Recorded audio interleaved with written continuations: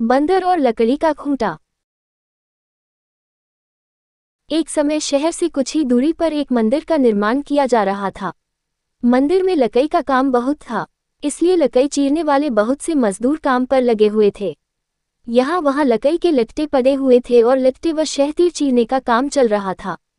सारे मजदूरों को दोपहर का भोजन करने के लिए शहर जाना पड़ता था, इसलिए दोपहर के समय 1 घंटे तक वहाँ कोई नहीं होता था। एक दिन खाने का समय हुआ तो सारे मजदूर काम छोड़कर चल दिए। एक लट्टा आधा चिरा रह गया था। आधे चिरे लट्टे में मजदूर लकड़ी का किला फंसाकर चले गए। ऐसा करने से दोबारा आरी घुसाने में आसानी रहती है। तभी वहां बंदरों का एक दल उछलता कूदता आया। उनमें एक शरारती बंदर भी था, जो बिना मतलब चीजों से छेड़छाड़ करता रहता था। पंगे लेना उसकी आदत थी। बंदरों के सरदार ने सबको वहां पड़ी चीजों से छेड़छाड़ न करने का आदेश दिया। सारे बंदर पैदों की ओर चल दिए, पर वह शैतान बंदर सबकी नजर बचाकर पीछे रह गया और लगा दंगेबाजी करने। उसकी नजर अधरे लट्टे पर पड़ी। बस वह उसी पर पिल पड़ा और बीच में अदाए गए किले को देखने लगा। फिर उसने पास पड़ी आरी को देखा। उसे उठाकर लकड़ी पर रगड़ने लगा। उससे किर्ररा किर्ररा की आवाज निकलने लगी तो उसने गुस्से से आरी पटक दी। उन बंदरों की भाषा में किर्ररा किर्ररा का अर्थ निखट्टू था। वह दोबारा लट्टे के बीच फंसे किले को देखने लगा।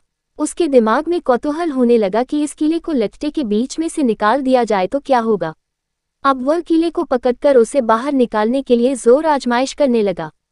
लट्टे के बीच फंसाया गया किला तो 2 पार्टों के बीच बहुत मजबूती से जकड़ा गया होता है, क्योंकि लट्टे के 2 पार्ट बहुत मजबूत स्प्रिंग वाले क्लिप की तरह उसे दबाए रहते हैं। बंदर खूब जोर लगाकर उसे हिलाने की कोशिश करने लगा। किला जोर लगाने पर हिलने व खिसकने लगा तो बंदर अपनी शक्ति पर खुश हो गया। वह और जोर से खौं खौं करता किला सरकाने लगा। इस धींगा मुश्ती के बीच बंदर की पूंछ 2 पार्टों के बीच आ गई थी, जिसका उसे पता ही नहीं लगा। उसने उत्साहित होकर एक जोरदार झटका मारा और जैसे ही किला बाहर खींचा, लट्टे के 2 चिरे भाग फटाक से क्लिप की तरह जुट गए और बीच में फंस गई बंदर की पूंछ। बंदर चिल्ला उठा। तभी मजदूर वहां लौटे। उन्हें देखते ही बंदर ने भागने के लिए जोर लगाया तो उसकी पूंछ टूट गई।